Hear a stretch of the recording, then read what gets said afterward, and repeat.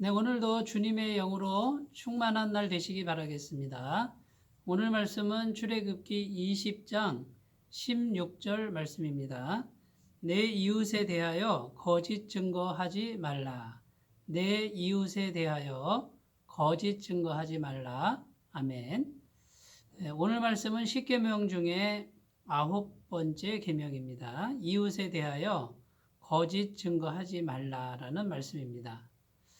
거짓 증거라는 이 단어는 재판석에서 증인이 그 증인 신문을 할 때 위증을 하는 것을 말하죠. 거짓으로 증거하는 것을 말하는데, 거짓 증거하는 것은 절대로 하면 안 된다라는 이제 그런 의미가 되겠습니다.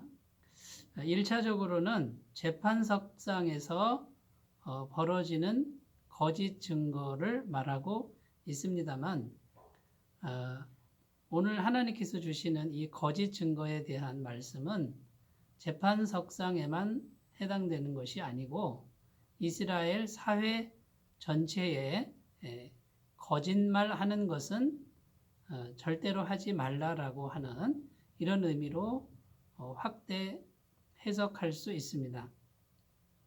1차적으로 재판석상에서도 거짓 증거를 하게 되면 그 거짓 증거에 당하는 사람은 얼마나 큰 고통과 상처를 받겠습니까?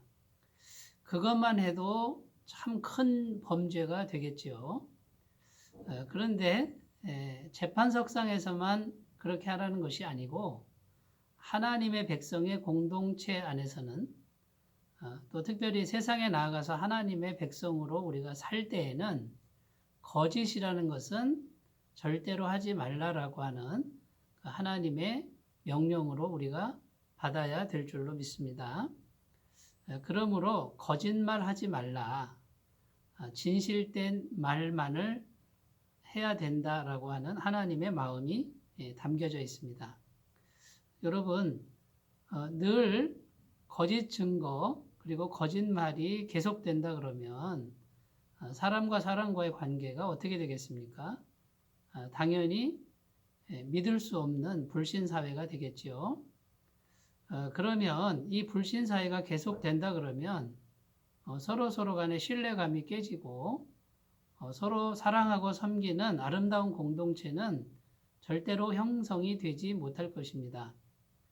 서로 미워하고 서로 또 관계가 깨어졌기 때문에 서로 불신하고 결국은 서로 그 사회에서 서로 공격하고 상처를 주는 그런 안타까운 일들이 발생할 수밖에 없다라는 것이죠. 그래서 하나님께서는 제 9번째 계명에서 거짓 증거하는 것 또는 거짓말하는 것에 대한 이 가공할 만한 파괴성을 주님은 짚으시고 하나님의 백성에게는 절대로 이런 일을 해서는 안 된다라고 엄격하게 명령하고 있는 것입니다. 자, 영적인 의미에서 이 거짓말의 의미는요, 거짓은 전형적인 마귀의 속성입니다. 마귀는 거짓의 아버지라고 주님께서는 요한복음에서 이렇게 말씀합니다. 날 때부터 거짓이고 과정도 거짓이고 결국 결론도 거짓으로 인해서 파괴적으로 만들어버리는 것이 이게 마귀의 속성입니다. 하나님의 영이신 성령님은 진리의 영이라고 성경은 증언합니다. 진리라는 뜻은 거짓이 전혀 없는 것이죠. 참되고 깨끗한 하나님의 속성, 하나님의 마음을 보여주고 있습니다. 만약에 하나님의 영이 거짓이 조금이라도 있다 그러면 하나님이 될 수가 없는 것이죠. 그러므로 구원받은 우리 하나님의 백성들에게는 이제 거짓이라고 하는 것은 절대로 용납될 수 없다라고 하는 이 강한 정신이 내면 속에 충만하게 있어야 될 줄로 믿습니다. 거짓이 계속되면 마귀가 역사합니다. 물론 마귀가 역사해서 거짓이 되고요. 그러면 과정도 계속 거짓이 되고 결국 관계는 깨어지고 싸우게 되고 경쟁하게 되고 그 사회는 멸망하게 됩니다. 파괴적이 되는 것이죠. 반대로 성령께서 역사하시면은 성령께서 역사하시는 증거는 진실됩니다. 정직이 가득해집니다. 그러면 서로 신뢰감이 생기게 되고 그 신뢰감 속에서 사랑이 싹트고 평안이 충만하게 깃들게 되죠. 공동체가 하나가 됩니다. 그 안에 하나님의 생명인 영생이 깃들고 하나님의 평화인 샬롬이 깃들게 되는 것이죠. 그러므로 거짓은 곧 마귀고 거짓이 있으면 파괴이며 정직은 진실은 곧 하나님이시고 하나님의 영의 임재가 옵니다. 그러면 평강과 하나됨과 영원한 생명으로 이어진다라는 것입니다. 요즘의 시대를 불신의 시대라고 그럽니다. 세상 살기 참 어렵습니다. 이 세상에서 살아남으려면 누구와 반드시 경쟁해야 되고 내 이웃과 경쟁해야 되고 그 경쟁자를 눌러서 내가 올라가야만 된다라고 하는 이런 가치관과 이런 풍조가 가득한 시대라고 할 수 있습니다. 이 불신과 경쟁의 시대에서 우리들은 불안할 수밖에 없습니다. 내 옆에 있는 사람이 나보다 무언가를 더 잘할 때 그 비교의식에 사로잡혀서 고통스러울 수밖에 없는 이때 우리는 어떻게 해야 됩니까? 이때 우리는 믿음으로 극복해야 될 줄로 믿습니다. 그럴지라도 불안할지라도 세상이 다 그러할지라도 우리는 언제든지 정직하고 진실된 그런 말로 우리가 살아갈 때 하나님이 우리와 함께 하신다라고 하는 이 믿음을 길러 나가시는 것이 무엇보다 중요하리라고 생각이 됩니다. 이 믿음의 훈련을 날마다 하심으로 재판석뿐만 아니라 일상사 속에서도 언제나 진실만을 말하는 우리 모두가 되셨으면 좋겠습니다.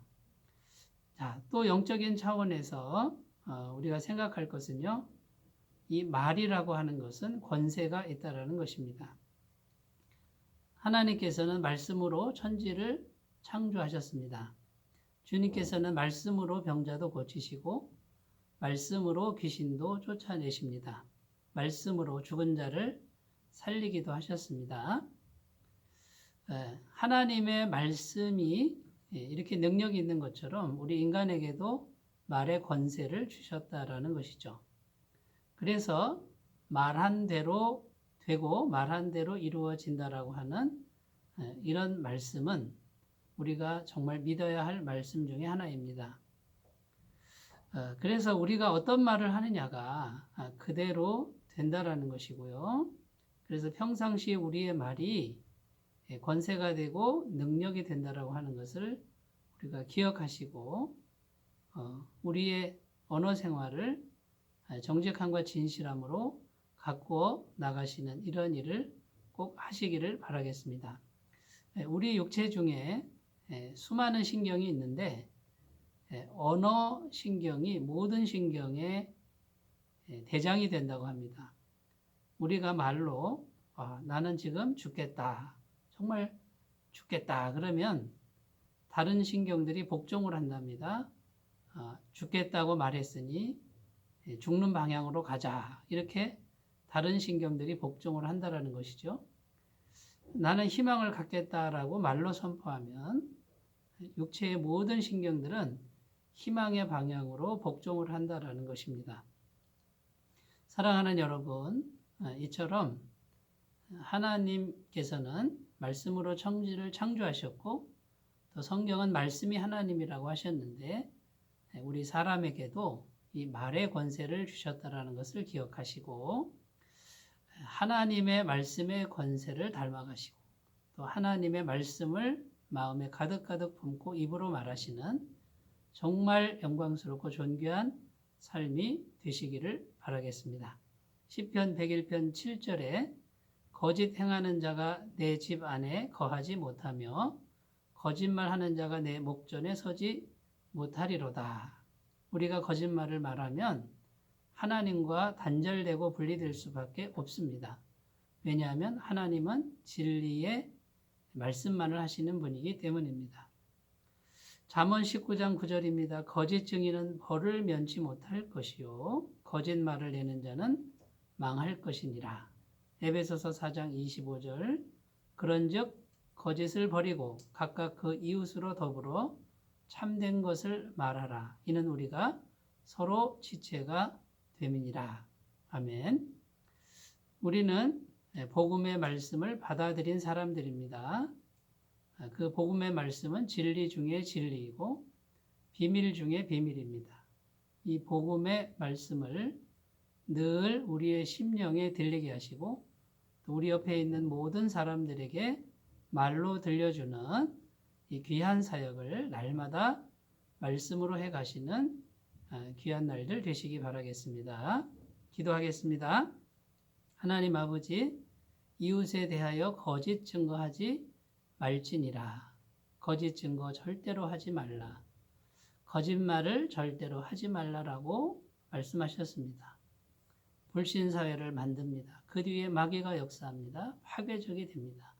주님, 우리는 진실만을 말하게 하시고 그리고 믿음의 말을 하게 하시고 복음의 말을 하는 사람들 되게 하옵소서.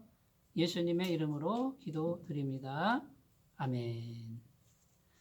주님의 은혜가 충만하시기 바라겠습니다. 감사합니다.